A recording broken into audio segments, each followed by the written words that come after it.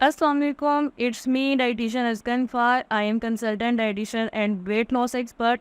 उम्मीद करती हूँ आप सब ठीक ठाक होंगे। आज की वीडियो है वेट लॉस के बारे में, और वेट लॉस में एक इम्पॉर्टेंट कन्फ्यूजन या एक इम्पॉर्टेंट क्वेश्चन जो अक्सर लोगों के माइंड में होता है, और बहुत सारे लोग इस क्वेश्चन से रिलेटेड मिस्टेक भी करते हैं। वो का क्वेश्चन क्या होता है कि हमें वेट लॉस में रोटी खानी चाहिए या नहीं खानी चाहिए, और अगर खानी चाहिए तो हमें कितनी खानी चाहिए। ये बहुत इंपॉर्टेंट क्वेश्चन है जो अक्सर लोग वेट लॉस में करते हैं, या डाइट के ड्यूरिंग उनको यही कन्फ्यूजन रहती है। तो आज हम इस वीडियो में डिटेल में इस बारे में डिस्कस करेंगे। वीडियो स्टार्ट करते हैं। सबसे पहले तो जो रोटी है वो एक्चुअली क्या है, कार्ब्स है। ठीक है, हमें कार्ब्स मिलती है रोटी से। कार्ब्स जो है वो हमारे लिए एनर्जी का, हमारी बॉडी के लिए एनर्जी का जो मेन सोर्स है, यानी हमारे जो हमें बॉडी को वर्किंग के लिए हम जितने काम कर रहे थे उसके लिए जो एनर्जी मिलती है वो कार्ब्स से मिलती है। सोशल मीडिया पे इंफॉर्मेशन के थ्रू या यूट्यूब के थ्रू बहुत सारे लोगों को ये पता होता है कि हमें वेट लॉस के लिए लो कार्ब डाइट लेनी है। अब लो कार्ब डाइट के लिए सबसे पहले क्या करते हैं, रोटी छोड़ देते हैं, अपने खाने से रोटी निकाल देते हैं या बिल्कुल कम कर देते हैं।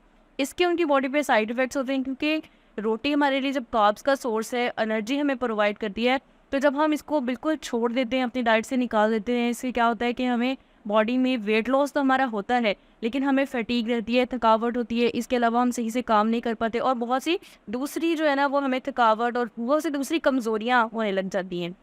के साथ साथ एक प्रॉब्लम ये होती है कि जो लोग वेट लॉस के लिए रोटी को बिल्कुल छोड़ देते हैं, वो जैसे ही दोबारा नॉर्मल डाइट पे आते हैं वेट लॉस के बाद, और रोटी लेना स्टार्ट करते हैं, चावल लेना स्टार्ट करते हैं, तो उनका वेट जो है वो जितनी जल्दी लूज होता है उतनी ही जल्दी गेन हो जाता है वापस। सो ये एक बहुत बड़ा प्रॉब्लम है, और इस चीज़ को लोग समझते नहीं है कि हमारे साथ ये ऐसा क्यों हो रहा है। अब अगर हम कार्ब्स की बात करें, कि ऑलरेडी कार्ब्स है, और हम कार्ब्स की बात करें तो कार्ब्स हमें जो बैलेंस डाइट के अंदर अलाउ है वो ऑलमोस्ट 55 to 65% हम अपनी डेली रिक्वायरमेंट के अंदर हमें इतनी अलाउ है, हमारी बॉडी को इतनी ज़रूरत होती है कार्ब्स की। और अगर हम वेट लॉस की बात करें, वेट लॉस डाइट प्लान्स की बात करें, तो उसके अंदर हम कार्ब्स को कम करते हैं, लो कार्ब डाइट देते हैं, और वो कार्ब की जो परसेंटेज रह जाती है वो ऑलमोस्ट 40 to 45% रह जाती है। ये वेट लॉस के लिए हम जो कार्ब्स हैं उनको कम कर देते हैं। सो इसमें अब रोटी कैसे एडजस्ट करनी है वो भी मैं आपको बताती हूँ। अब कार्ब्स की अगर हम बात करें तो कार्ब्स में एक इंपॉर्टेंट चीज़ आती है, ग्लाइसेमिक इंडेक्स। बहुत सारे लोगों को इसके बारे में पता होगा, बहुत सारे लोगों को नहीं पता होता। फूड का ग्लाइसेमिक इंडेक्स ज़्यादा होगा, अगर हम वो खाएंगे वो हमारा वेट गेन करवाएंगे, वो वेट लॉस में हमें बिल्कुल भी हेल्पफुल नहीं है। और जो इनका जो ग्लाइसेमिक इंडेक्स है वो लो होता है, वो हमारे लिए वेट लॉस फ्रेंडली है, वो हमें वेट लॉस में ज़्यादा से ज़्यादा खाना चाहिए। अब हम बात करते हैं कि रोटी का ग्लाइसेमिक इंडेक्स ज़्यादा है या कम है। रोटी का जो ग्लाइसेमिक इंडेक्स है, गंदम की रोटी, उसका ग्लाइसेमिक इंडेक्स जो है वो ऑलमोस्ट 62 है, 60 राउंड अबाउट है। सो ये एक जो ग्लाइसेमिक इंडेक्स है ये ज़्यादा है, ये कम है, ये एक नॉर्मल, एक मीडियम टाइप कहने ग्लाइसेमिक इंडेक्स है। इससे वेट लॉस फ्रेंडली भी नहीं है और ये वेट गेन भी नहीं करवाता। लेकिन अगर हम रिफाइंड आटे से जो रोटी बनती है उसकी बात करें, जो लोग रिफाइंड आटे की रोटी खाते हैं उसका ग्लाइसेमिक इंडेक्स हाई होता है, वो 75 to 80 होता है। ठीक है, और अब ये एक हाई ग्लाइसेमिक इंडेक्स है, इसी वजह से वेट लॉस में हम सबसे पहले पेशेंट को, क्लाइंट को ये रिकमेंड करते हैं कि वो उन्होंने जो रोटी लेनी है वो चक्की के आटे की लेनी है। चक्की के आटे की रोटी लेनी है जिसके अंदर चोकर मिला हुआ हो। चोकर के अंदर फाइबर मौजूद होता है, वो हमें हमारी गट के लिए बहुत हेल्दी है, हमें एक फीलिंग ऑफ फुलनेस देता है। इसके अलावा हमारी जो गट की हेल्थ है उसके लिए बहुत ज़्यादा ज़रूरी है और हमें हेल्दी वेट लॉस करवाता है। सो चक्की के आटे की रोटी खानी चाहिए अगर हम वेट लॉस कर दें। और जो बाहर रिफाइंड आटे की हम खाते हैं उसको तो बिल्कुल आपको निकाल देना चाहिए अगर आप वेट लॉस कर रहे हैं। के अलावा अगर हम दूसरे आटे की रोटियों की बात करें, जैसे बेसन की रोटी या जौ के आटे की रोटी, तो वो हमें पता है कि वेट लॉस में हेल्प करती है। लेकिन क्यों हेल्प करती है? क्योंकि उनका ग्लाइसेमिक इंडेक्स लो हो जाता है। गंदम के आटे की रोटी, जैसा कि मैंने बताया कि उसका ग्लाइसेमिक इंडेक्स होता है ऑलमोस्ट 60-62। अब जौ के आटे की ले रहे हैं या फिर बेसन के आटे की ले रहे हैं तो वो हमारे पास तकरीबन जो है उसका 50 राउंड अबाउट रह जाता है। तो ये उसका ग्लाइसेमिक इंडेक्स कम है, इसलिए ये वेट लॉस फ्रेंडली है। इसके अलावा अगर हम गंदम के दलिए की बात करें तो गंदम के जो दलिया है इसका ग्लाइसेमिक इंडेक्स बहुत लो होता है, यानी 45 है। अब ये एक लो ग्लाइसेमिक इंडेक्स है और ये वेट लॉस फ्रेंडली है।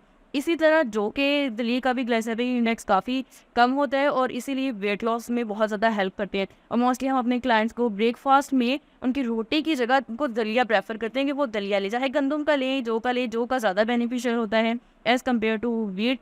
तो हम उनको रिकमेंड करते हैं कि वो जौ का दलिया लें सुबह मॉर्निंग में।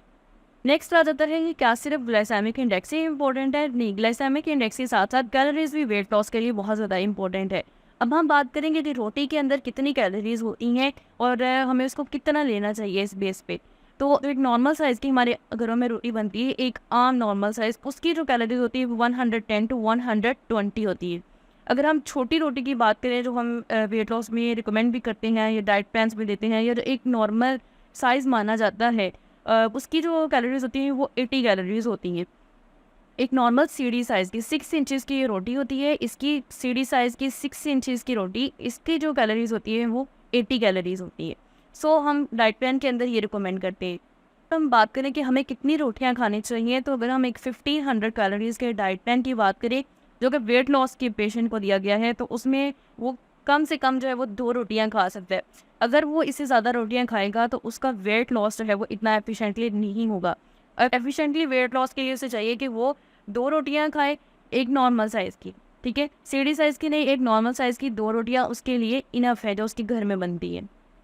इसके अलावा जो बाकी कैलोरीज रह जाती हैं वो अपनी पूरी कर सकता है डिफरेंट फूड सोर्सेज से, जैसे फ्रूट से, वेजिटेबल से, इसके अलावा मिल्क पोर्शन से और डिफरेंट अदर फूड सोर्सेज से वो अपनी कैलोरीज रिक्वायरमेंट पूरी कर सकता है।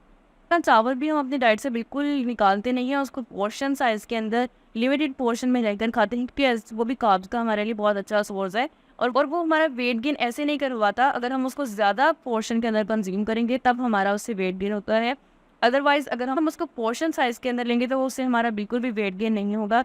सो इम्पोर्टेंट चीज़ जो मैटर करती है वो है हमारे पास पोर्शन साइज़, कि हमें पोर्शन साइज़ क्या रखना है। आज की वीडियो में मैंने बताया है कि हमें रोटी का जो पोर्शन साइज़ है वो क्या रखना है और हमें उसमें कितनी कैलोरीज मिलेंगी, कितनी हमें इंक्लूड करनी चाहिए। सो आई होप ये वीडियो आप लोग के लिए बहुत ज़्यादा बेनिफिशियल रही होगी और इससे आपको वेट लॉस के लिए एक अच्छी टिप मिल गई है और आपके जो भी क्वेश्चन माइंड में है वो भी सॉल्व हो गए। सो अगर आपके कोई भी और क्वेश्चन है तो आप कमेंट सेक्शन में पूछ सकते हैं और अगर आपको वीडियो अच्छी लगी है तो लाइक कर दें और सब्सक्राइब लाजमी कर दें ताकि मेरी आने वाली जो वीडियोज़ हैं वो आपको फ़ौरन से मिल सकें। नेक्स्ट वीडियो तक के लिए अल्लाह हाफ़िज़।